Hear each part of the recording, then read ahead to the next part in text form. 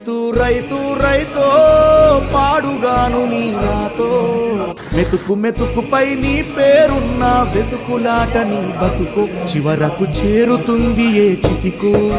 రైతు రైతు రైతో పాడుగాను నీ రాతో మెతుకు మెతుకుపై నీ పేరున్న వెతుకులాట నీ బతుకు చివరకు చేరుతుంది ఏ చితికు. నువ్వు పండించే ధాన్యమే దేవుని గుళ్ళో ప్రసాదం, ఆ దేవుడికెందుకు తెలియదు మరి నీ ఇంట్లో నీ విషాదం. కళ్ళకత్తుకొని తింటారు నీ కన్నీళ్ళెవరు పాపరు.